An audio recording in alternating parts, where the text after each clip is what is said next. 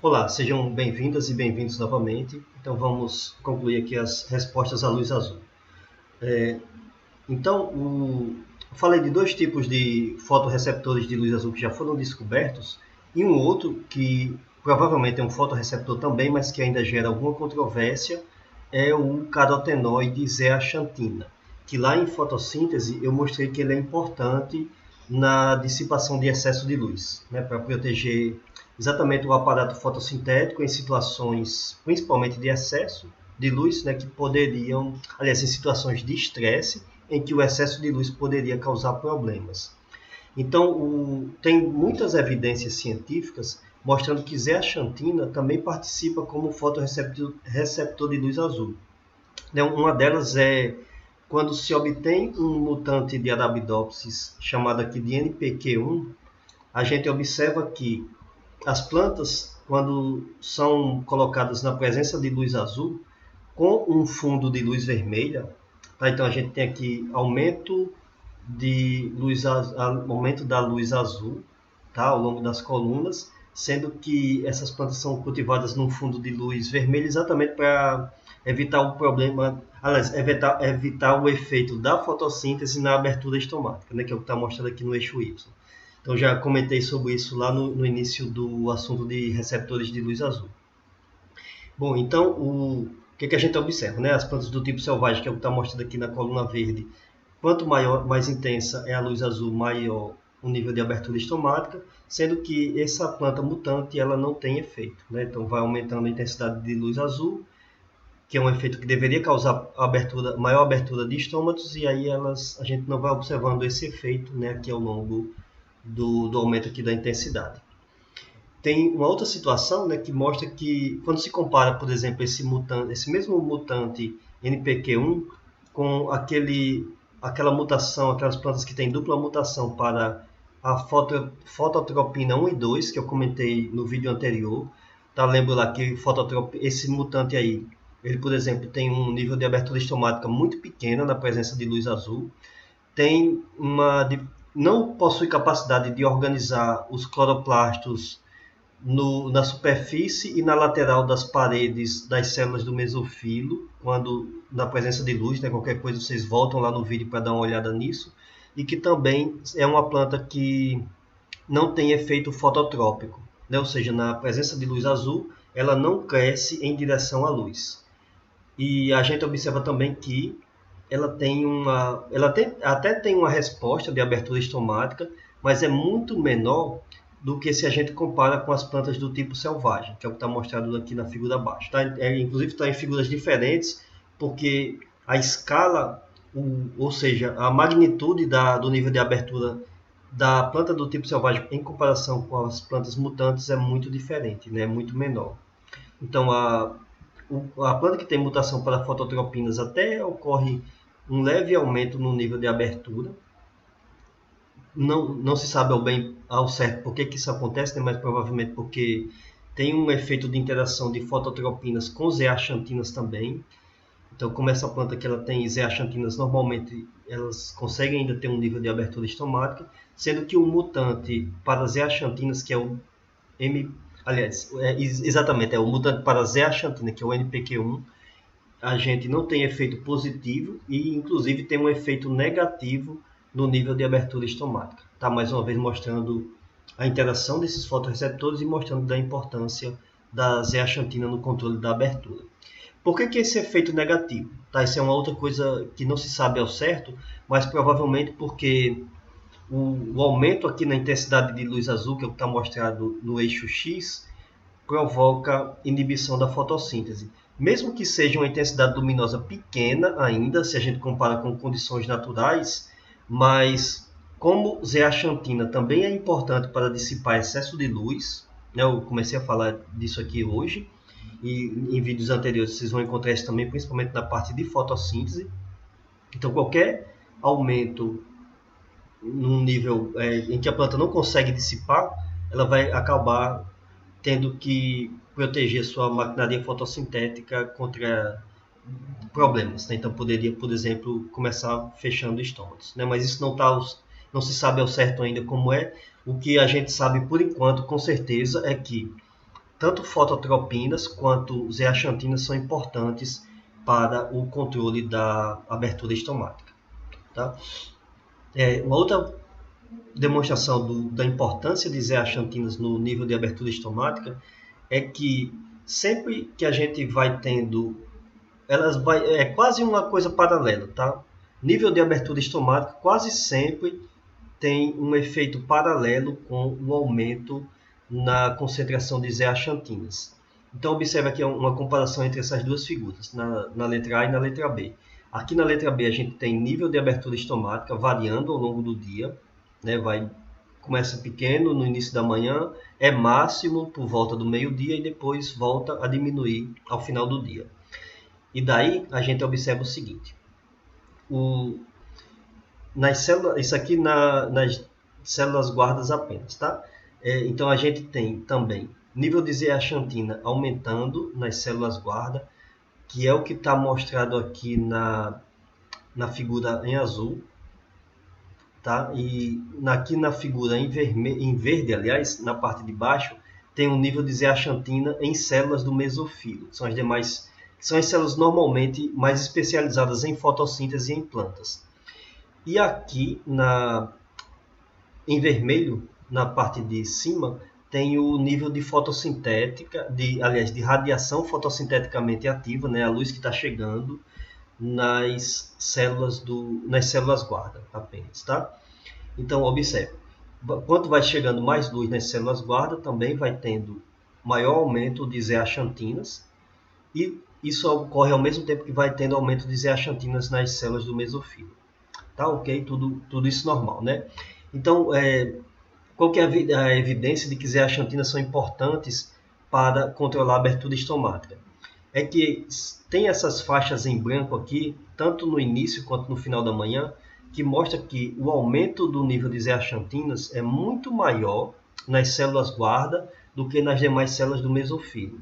Tá? A célula do mesofilo é como se tivesse um aumento mais suave aqui, mesmo tendo um nível menor, mas ele é mais suave, enquanto que nas células guarda o aumento é muito intenso no inío da manhã e a redução é muito intensa no final da tarde. Então isso sugere que tem um efeito de sensibilidade ou de percepção mais sensível da radiação luminosa no início e no final da manhã para o controle do nível de abertura e fechamento de estômagos.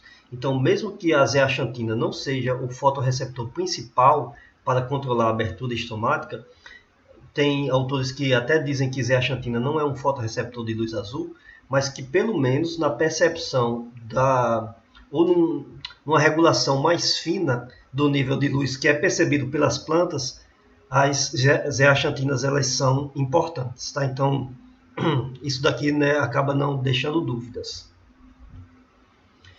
Uma outra evidência científica da importância de zeaxantinas no controle da absorção, aliás, no controle da abertura estomática, é quando a gente observa o nível de absorbância, né, ou seja, isola zeaxantinas, leva para ser analisadas em espectrofotômetro e ver a quantidade de luz que elas estão absorvendo quando se varia o comprimento de onda. Eu comentei sobre isso quando eu falei lá sobre os pigmentos fotossintéticos, então isso aqui é uma coisa semelhante que a gente pode fazer com zeaxantinas. E daí a gente observa o seguinte, tá? A gente tem aqui um efeito de luz que está sendo absorvida, que é muito parecido quando se analisa o espectro de ação. Essa figura que eu já mostrei no primeiro vídeo sobre receptores de luz azul. Então, o espectro de ação aqui que ele está medindo exatamente nível de abertura estomática. Até então, né, no início, quando isso aqui foi feito, não se sabia qual que era o fotorreceptor que estava envolvido. Mas observe que o espectro de ação do nível de abertura estomática é muito parecido com o espectro de absorção da zeaxantina. Tá? Então, demonstrando que ou ele é o fotorreceptor principal, né, ou ele pelo menos tem uma importância muito grande na percepção de luz azul lá nas células guarda. Né? Então, lembrando que células guarda também têm cloroplastos, né, também fazem fotossíntese. Bom, e daí, né? Então, como é que a gente pode delinear um mecanismo da ação ou da importância das zeaxantinas no controle da abertura e fechamento de estômagos. Tá? Então isso daqui também é uma hipótese, né? Ainda tem dados científicos que suportam elas, mas ainda tem algumas dúvidas, né? Tem algumas controvérsias ainda também. Então, iniciando, né? O primeiro lugar, né? Como eu acabei de comentar, células guarda fazem fotossíntese, possuem cloroplastos, então tanto as reações luminosas da fotossíntese, que está mostrado aqui na parte de cima, quanto as reações de carboxilação ou reações do ciclo de Calvin-Benson acontecem nas células guarda. Só que tem uma diferença. Nas células guarda, a quantidade de fotossistemas 2 é muito maior do que nas demais células do mesofilo. E a quantidade de enzimas que fazem parte do ciclo de Calvin-Benson é menor. Tá? Então tem mais fotossistema 2 e tem menos reações de carboxilação. Em outras palavras, as reações luminosas da fotossíntese são proporcionalmente maiores nas células guarda, enquanto que as reações de carboxilação são proporcionalmente menores. Daqui a pouco eu explico qual é a importância disso para essa hipótese aqui. Então, uma outra coisa que ocorre é que essa reação aqui de conversão de viola-xantina para zeaxantina, na presença de luz azul, ou na presença de luz até normal, como está mostrado aqui em cima, ela é uma reação catalisada por uma enzima que é integral da membrana dos tilacoides e que essa membrana é ativada em pH mais ácido. O ótimo de funcionamento dessa enzima é em pH de 5,2. Quando é que o pH fica mais ácido no interior dos tilacoides? É quando começa a haver reações luminosas da fotossíntese e começa a haver acúmulo de íons H+, no lume dos tilacoides. Tá? Então aí o pH vai ficando mais ácido, consequentemente a síntese de zeaxantina vai ficando maior, porque a enzima que faz a conversão de viola-xantina para zeaxantina tem uma atividade aumentada num pH mais ácido. Quanto mais zeaxantina vai sendo produzida nas células guarda, mais sensível vai sendo a percepção de luz azul. Né? Por isso que eu falei que, pelo menos com relação à sensibilidade de percepção de luz azul, a zeaxantina tem um papel importante. Então ela vai funcionando mais aqui. E daí já se mostra que a zeaxantina interage com algumas proteínas reguladoras, entre elas a proteína COP1, que eu já mostrei que tem um papel importante na percepção do sinal luminoso via fitocromos, tem uma interação com fototropinas 1 e 2 e com criptocromos 1 e 2 também. Tá? Como isso aqui acontece ao certo ainda não se sabe, mas se sabe que a zeaxantina vai interagindo com esses componentes aqui e que, por sua vez, ativam as ATPases das membranas das células guarda, que interagem com a proteína 1433, né? Eu comentei isso aqui no vídeo passado, quando ela interage com a proteína 1433, as ATPases ficam mais ativas, então vão acidificar mais a parede celular próxima à célula guarda, né? Ou seja, transportam mais íons H+ ali, e daí a gente vai ter um aumento na absorção, tanto de potássio e, para contrabalançar a carga positiva do potássio, cloro também. E aí a gente vai ter uma redução do potencial osmótico das células guarda, consequentemente, redução do potencial hídrico, maior entrada de água para as células guarda, maior turgor e aí maior nível de abertura estomática. Ok? Então estou falando rapidamente porque eu já comentei isso em vídeos passados. Então a gente tem aqui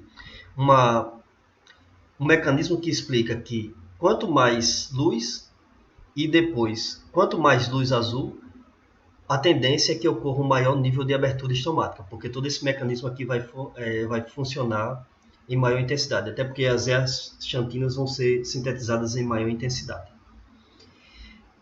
Por sua vez, quando o ciclo de Calvin-Benson começa a funcionar, ele começa a consumir ATP. E aí, quando ele começa a consumir ATP, as plantas precisam, a própria célula guarda, ela precisa repor esse ATP que está sendo consumido. Então, a ATP sintase dos tilacoides ela vai ter que funcionar com mais intensidade, e aí ela vai consumir os íons H+, que estão no lume e, consequentemente, vai haver uma diminuição da acidez, ou, em outras palavras, uma alcalinização do lume. E quando isso daqui acontecer, então, consequentemente, a síntese de zeaxantina vai ser menor, vai ter uma conversão de zeaxantina para violaxantina, né, porque o ciclo das xantofilas vai continuar funcionando aí nessa situação. E aí, consequentemente, a sensibilidade das células guarda-luz azul vai ser menor. Em outras palavras, o que esse mecanismo aqui mostra é que ele mostra um tipo de regulação de abertura e fechamento de estômatos em relação à luz. Então, quanto mais luz, maior nível de abertura, e uma regulação também em relação ao nível de CO2 da atmosfera, tá? Ou até nível de CO2 nos espaços intercelulares das folhas. Porque quanto mais CO2, mais intenso vai ser o funcionamento do ciclo de Calvin-Benson, tá? O CO2 é substrato, né, do ciclo, e aí, consequentemente, maior o consumo de ATP, maior a alcalinização dos tilacoides, menor síntese de zeaxantina, e aí tudo isso daqui vai ser o contrário do que eu falei logo no início, né? Então, menor nível de abertura estomática, tá? Nem precisa repetir tudo. E daí, né, lembro que lá em fotossíntese eu comentei que tem os estômatos, eles respondem ao nível de CO2. Quanto maior o nível de CO2 na atmosfera, menor o nível de abertura estomática.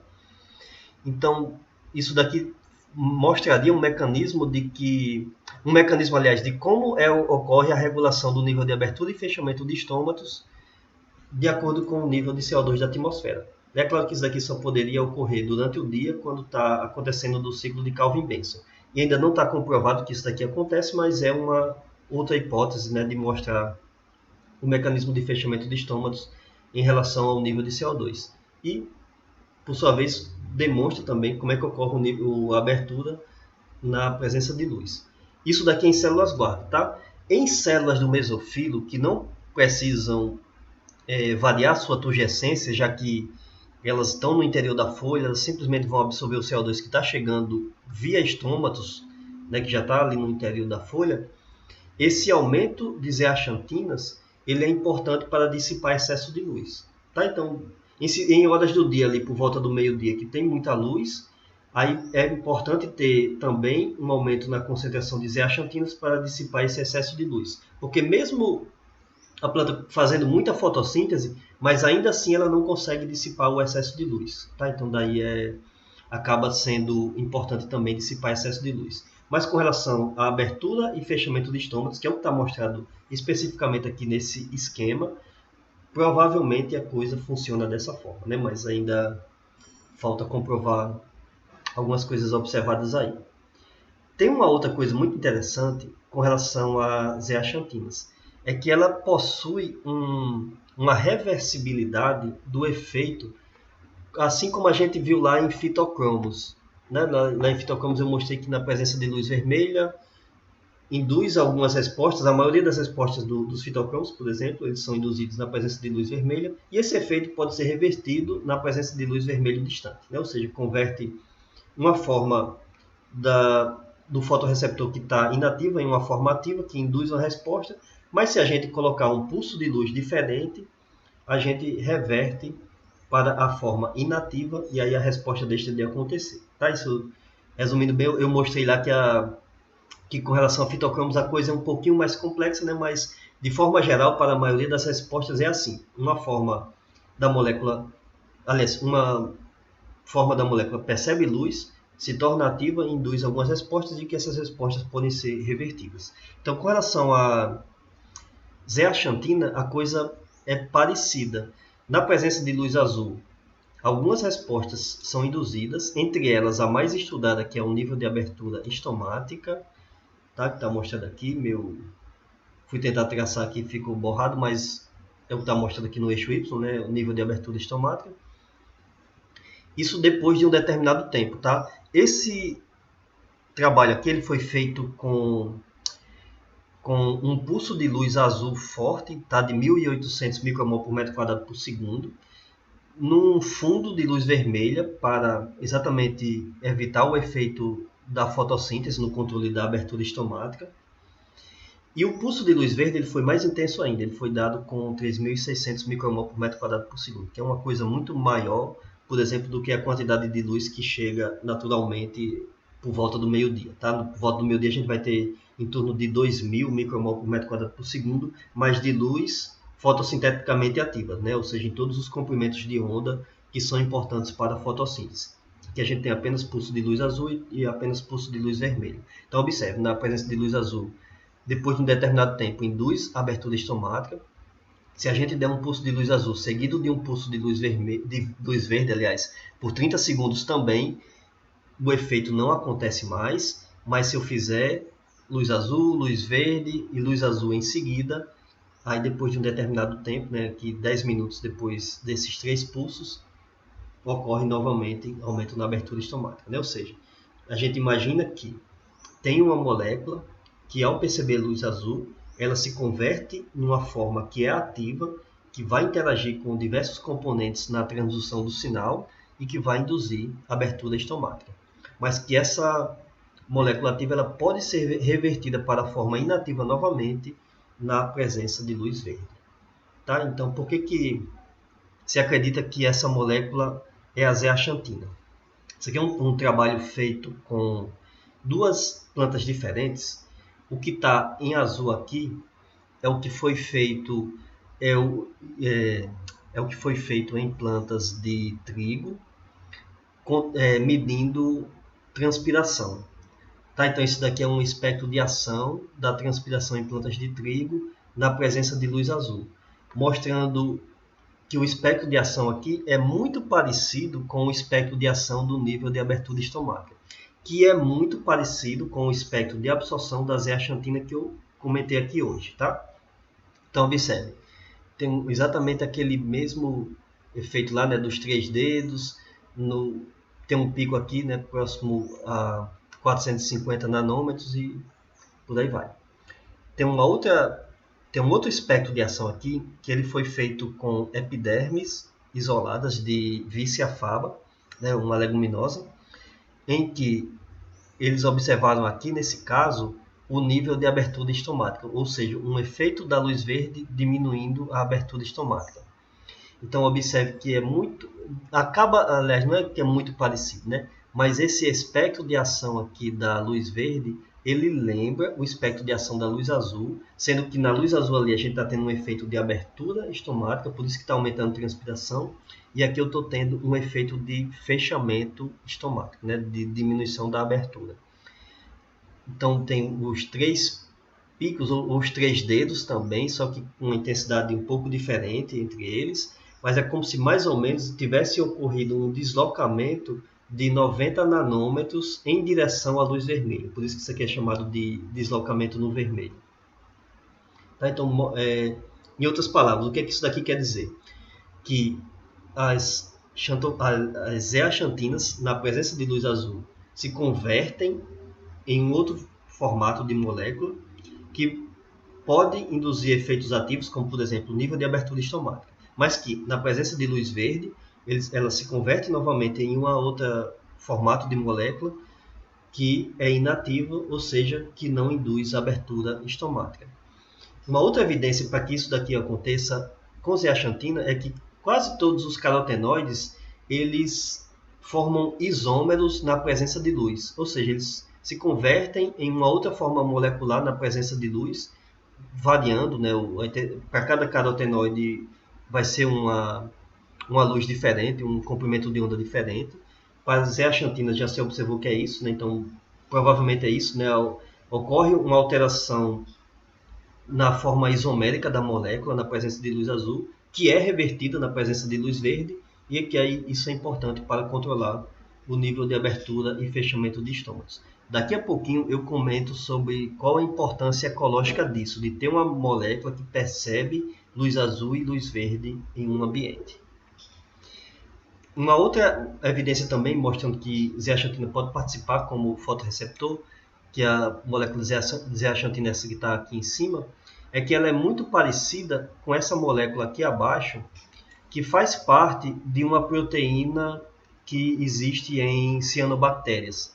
ela se liga, esse carotenoide abaixo, ele se liga a uma proteína chamada de proteína laranja em cianobactérias, que é importante para controle de alguns aspectos da fotossíntese ou dissipação de excesso de luz em algumas situações ao longo da vida das cianobactérias, né? Então pode ser, né, que em plantas ocorra a mesma coisa, ainda não foi comprovado isso, mas que a zeaxantina também esteja ligada a alguma proteína. Em cianobactérias, a dissipação, aliás, a alteração nos dois formatos da molécula em que se liga aquele carotenoide ali, provoca esse efeito aqui, que existe uma forma da proteína ligada à molécula que absorve luz mais próximo ao comprimento de onda no azul. Ela é chamada de forma escura porque ela predomina quando está no escuro, e que na presença de luz a gente vai ter uma outra forma da proteína, que é essa daqui, que absorve, tem um pico de absorção mais próximo à região do verde. Tá? Então provavelmente em plantas a coisa acontece de forma muito parecida. Tá? Ainda falta comprovar isso aqui, ainda não foi estudado em plantas, tá? Mas é uma evidência a mais, né? Até porque, se vocês lembram lá em fotossíntese, eu mostrei que cloroplastos provavelmente evoluíram através de uma endossimbiose, que foi a captura de uma bactéria muito parecida com as cianobactérias que ainda existem atualmente, né? Então, por isso que quando a gente encontra algumas evidências de regulação de mecanismos em cianobactérias, a gente supõe que isso possa ocorrer também em plantas. Bom, mas além do efeito lá de zeaxantina, uma outra coisa que é mais moderna e que está chamando mais atenção atualmente é o papel das fototropinas, né, que eu já mostrei que elas interagem lá com zeaxantinas, assim como os criptocampos também, mas que provavelmente tem muitas evidências científicas surgindo atualmente, mostrando que fototropinas, elas provavelmente são o receptor primário de luz azul em células guarda. Tá? Isso aqui a gente está mostrando, eu estou mostrando um esquema de células guarda apenas. Então, na presença de luz azul, como é que acontece as coisas, né? A zeaxantina vai interagir com algumas proteínas ali, tá? Toda essa sequência aqui de 1, 2, 3, 4, até interagir com ATPases, que estão lá na membrana plasmática das células guarda. Então, tudo isso aqui eu já comentei, né? Que aí interage com a proteínas do tipo 1433, que aumentam o transporte de íons H+, para a parede celular das células guarda, acidificam a parede celular, induzem potencial de membrana, porque vai ter um aumento de cargas positivas do lado externo em relação ao lado interno. Então, no lado interno vai ter predominância de cargas negativas. E aí, isso induz a atividade do canal para transporte de potássio. Qualquer coisa, vocês dão uma olhada também no vídeo que eu gravei sobre transporte de solutos. Eu comento como é que funciona esses canais para transporte de potássio. Tá, mas por enquanto por aqui não é importante. O que é importante é que quando ocorre formação do potencial de membrana, esse canal ele é induzido e aí vai tendo aumento no transporte de potássio para as células guarda. E aí para contrabalancear vai entrar também outros íons como malato e cloreto, tá? Tudo isso eu já comentei aqui. Consequentemente, reduz o potencial osmótico da célula guarda e ocorre aumento na entrada de água. E aí quanto maior a água no interior das células guarda, maior o nível de abertura estomática, tá? Porque, deixa eu ver se eu consigo agora apagar isso aqui. Maior o nível de abertura estomática, porque vai ter uma maior turgescência ali. Uma outra coisa é que a própria fototropina, quando está ali na presença de luz azul, ela inibe essa outra proteína transportadora aqui, que ela transporta do interior para o exterior das células guarda cloreto e nitrato, tá?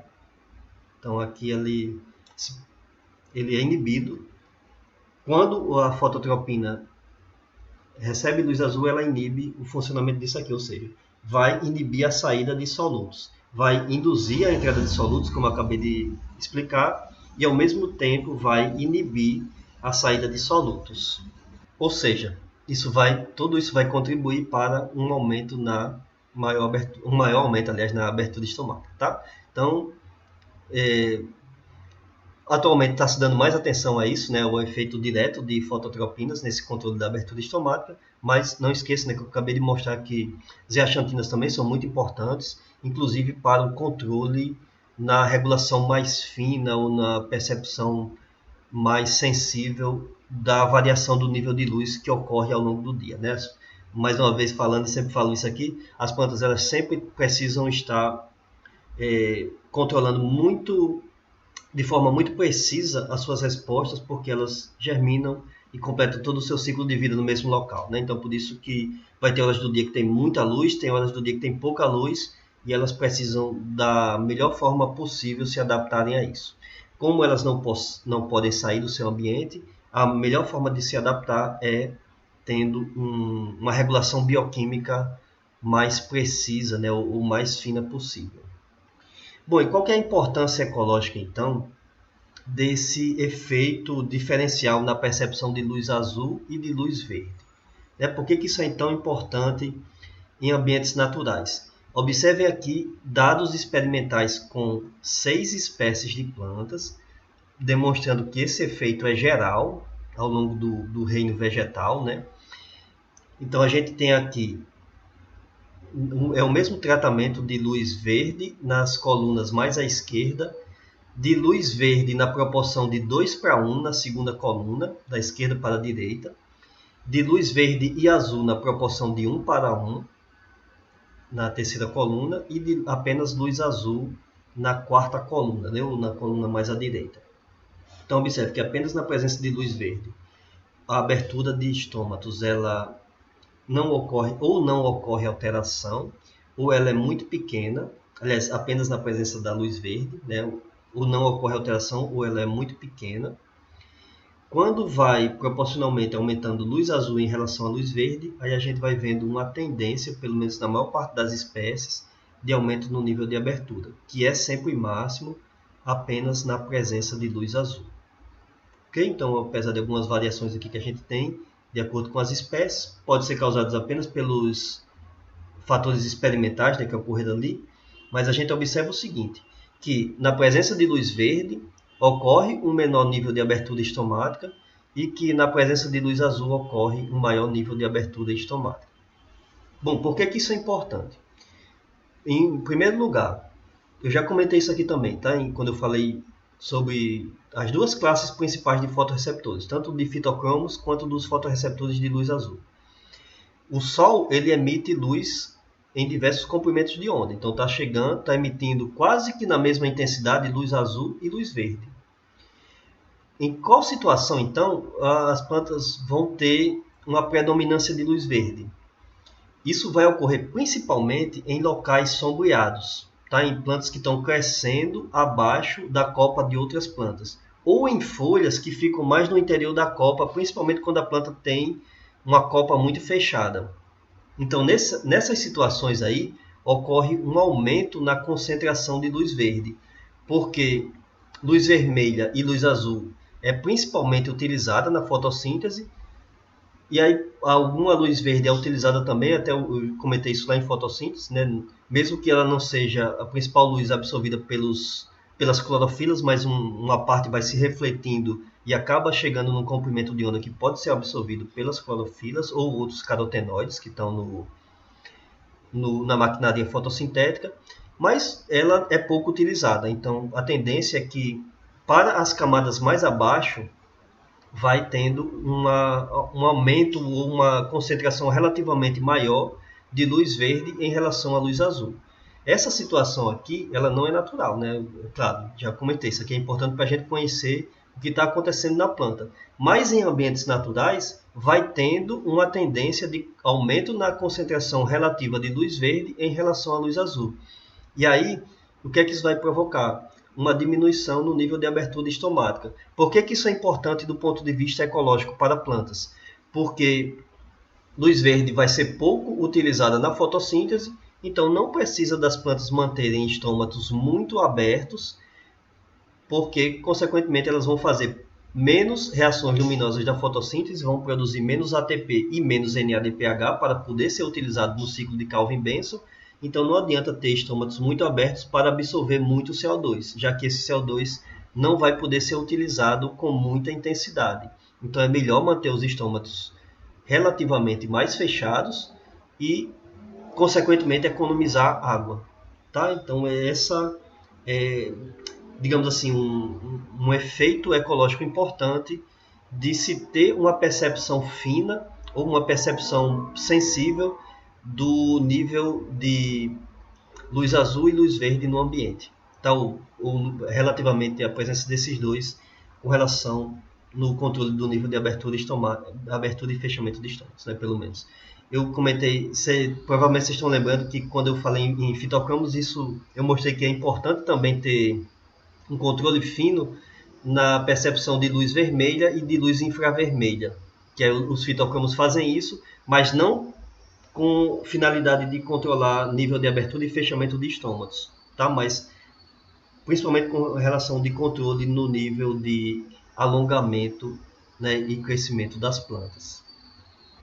Bom, e só para finalizar, para complicar um pouquinho mais, né, tem a questão de que, além dos fotorreceptores de luz azul, tem alguns dados experimentais mostrando que os fitocromos também participam no controle da abertura e fechamento de estômatos. Isso foi verificado principalmente naquele mutante NPQ1 de Arabidopsis que eu comentei, que em algumas situações, na presença de luz azul, ocorre um aumento muito pequeno no nível de abertura estomática e que esse efeito ele é revertido na presença de luz vermelho distante.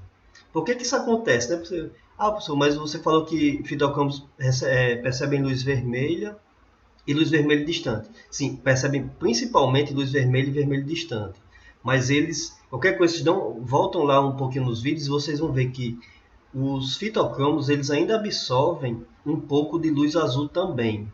Então essa luz azul ela acaba tendo um efeito bem menos intenso do que com relação aos fotorreceptores de luz azul, mas acaba tendo um efeito dos fitocromos também no nível de abertura estomática, já que como esse efeito, mesmo pequeno, ele já foi demonstrado experimentalmente que ele é revertido por luz vermelho distante, né? Então isso demonstra que é um efeito realmente de fitocromos.